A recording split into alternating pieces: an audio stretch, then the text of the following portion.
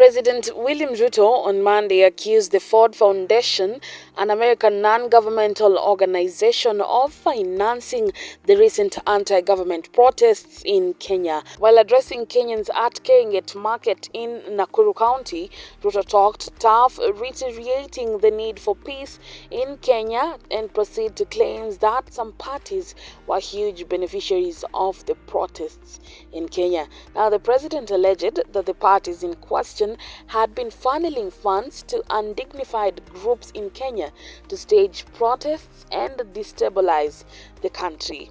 President Ruto further alleged that the organization harbored ill motives and was operating against Kenya's best interests and democracy. Earlier on during the day, the president had reiterated similar sentiments while on a development tour in Nakuru. The president further urged the youth to avoid being cronies of such powerful parties.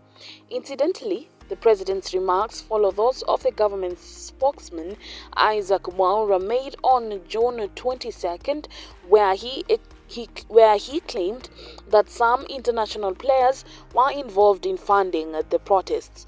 Mwaura further remarked that some foreign powers were not happy with the Ruto's efforts to end reliance on the United States dollar as the main currency for international trade, hence their interference in Kenyan politics.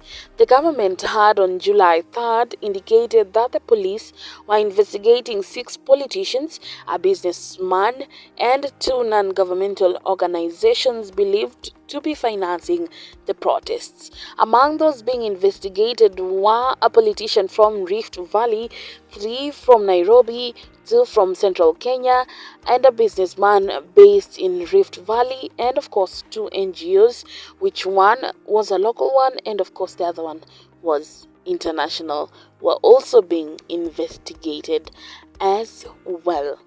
Indeed, now that is what the president stated while doing his rallies in Nakuru County.